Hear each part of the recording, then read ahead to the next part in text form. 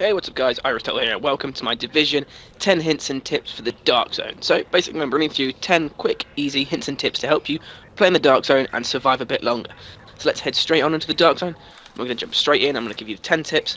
Hopefully you'll find it useful. If you do, hit that like button, subscribe for more, and I'll see you in the Dark Zone, boys. Proximity coverage only. Okay guys, so my first two tips kind of come together as one thing, but they are very separate. The first one is communication and the second one is teamwork.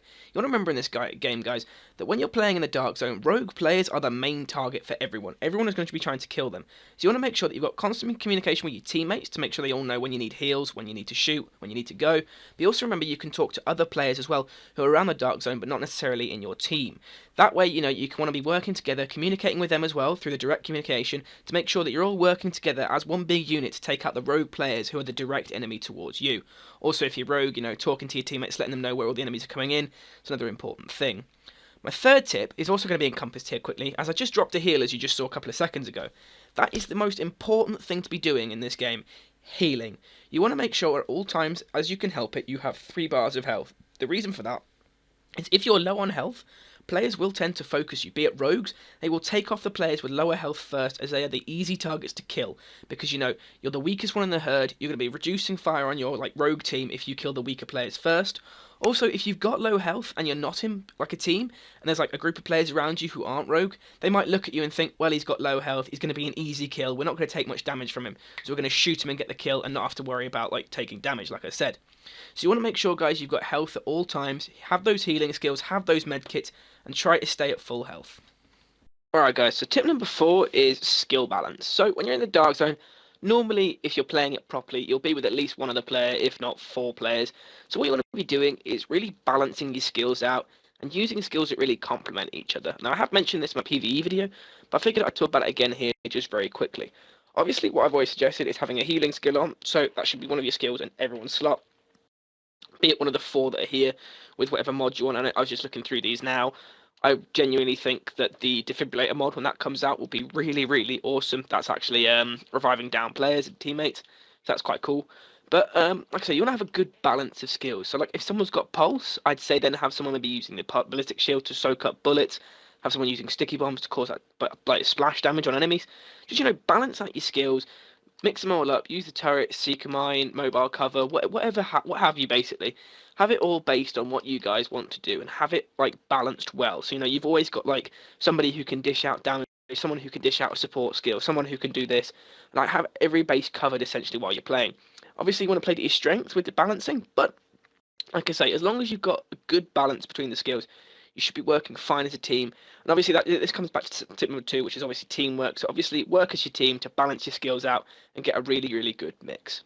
Okay guys, tip number 5 is don't push too hard. This might sound really odd, and it's something that I'm really bad at doing, but basically when you're in a situation where you're fighting rogues, or fighting against rogues, or fighting as rogues rather, you don't want to push too hard towards an enemy player, because you might find that you either get flanked, or you leave yourself in an open position. So as you can see here, I've got a player in front of me who I'm shooting, but unfortunately I've pushed so far forward, the enemy team actually managed to get behind me to get the kill on me, guys. So you need to remember to watch out, and don't push too hard on enemy players. Okay guys, now tip number 6 is something that I've fondly named rogue baiting. Basically, in this game, it is possible, as you're about to see, to shoot a player, but not actually go rogue from the initial shot. This is actually because the Division works with the idea that you can shoot somebody once and it might be an accident. But if you're smart, you can actually use this to your advantage and actually make players go rogue, which is more beneficial to you as it means you don't go rogue, obviously, and when you kill them, they actually drop more loot than they would if you were going to kill them normally. So what I like to do is shoot a player so that they go red to you, you go red to them, and you just sort of keep shooting around them so they think you're attacking them. If they then land the next few shots on you, they actually go rogue instead of you, which means you can then kill them and, like I said, take their loot. It's actually a really good strategy for killing players in a relatively risk-free way to your DZ points, DZ XP, because it actually means that you're not going to go rogue, but they are. So they're risking more by attacking you than you are by them. So it's definitely worth doing, guys. It's a next-gen strat to learn. You probably learn it by playing a little bit longer, a little bit later, and you see a lot of players try and do it to you. They might shoot you once or twice, but not go rogue. So you want to watch out for that, guys. You don't want to push rogue from players doing that to you, and you want to try it on other players if you want to obviously kill them in a relatively risk-free way without having to go rogue yourself. Definitely something worth trying, guys, and it's definitely something worth watching out for because players are starting to do it a lot more, and I guarantee you'll see it in the full game. Alright guys, tip number 7 is exit strategy. Basically, when you're going to go rogue, it's always worth having an exit strategy in mind so you know exactly where to run to and get away from players. As you can see there, I've just killed a player on the roof of this building. Immediately I then know which route I can take to get off that route and get away from where I've just gone rogue, because that'll be the location that players are looking for me to hunt me down. So when you go rogue, guys, it's always worth having an exit strategy in mind for you to use and actually hide, like, so you can avoid players killing you. In the beta, there is actually a nice little spot here just next to this extract building up this fast rope you can use that only has actually one entrance, which is this fast rope. So that's also a little tip for you guys to use. You can hide up here if you're going to go rogue and just defend the rope. But normally if you're going to play the game, every place is going to have at least 2 entrances. There are some exceptions, but it's always worth having an exit strategy, guys, because you need to know how to get out when things get too hot.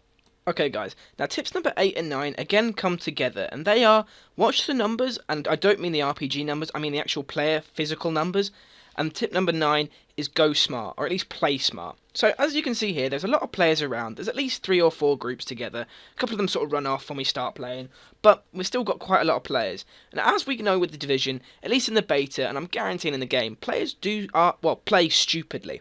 So as you can see here, as I said, there are a lot of players, and somebody decides to go rogue, which is an absolutely stupid idea, because there's so many players around, it almost guarantees that they're going to get killed eventually. Now my other tip, as I said before, was also go smart. Now even though there's lots of players here, and they managed to kill us because they managed to get a flank, there's also the issue that they are right next to a spawn point. They've gone rogue next to a spawn point, which means players can get back into the action and start killing them again within seconds, whereas they can't actually leave until they either run away or they die. So realistically, what they've done there is just killed themselves because of their stupid selection on where they go rogue. So my suggestion here, guys, is what you need to be doing when you're playing this game is playing smart, picking locations to go rogue that aren't completely packed in or next to a spawn point, and then also watch the numbers, because like I said, if there's lots of players around, unless you deliberately want it to become a clusterfuck, in which case, go for it. That's what happens. It becomes a clusterfuck. People start shooting each other randomly. People become rogue by accident, as you saw I just did there, as I'm currently now rogue completely by accident. Other players get killed because, you know, you don't know where your teammates are within this massive number of players, and they might get killed really quickly and lose items and stuff. So all I'm suggesting, guys, is watch the number of players around you when you go rogue and be smart about it, because some locations are just not smart. You're going to get yourself killed really, really quickly. Okay, guys, now tip number 10 is something that's a little bit obvious, but it's if a player keeps killing you because you keep rushing at them, my suggestion here is to stop pushing the player. Seriously, this kid here, Christian, he must have pushed me 7 or 8 times during this session where I was going rogue, and well, it wasn't even rogue. He kept trying to kill me, and what I didn't understand was why he kept doing it.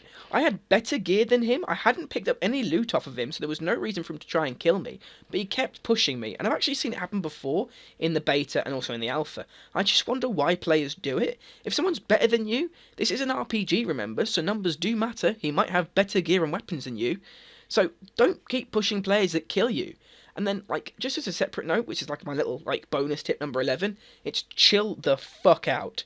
This is a game, remember, guys, and this is a beta as well here. So this is what really annoyed me here. This kid messaged me and actually said to me, "Why do you keep killing me?" And my response was, "Because you keep shooting at me and keep pushing me, so I defend myself." And it's like, this is a beta. The game doesn't matter here. You're not losing any loot that's going to actually matter in the game. So why are you being this aggressive with me?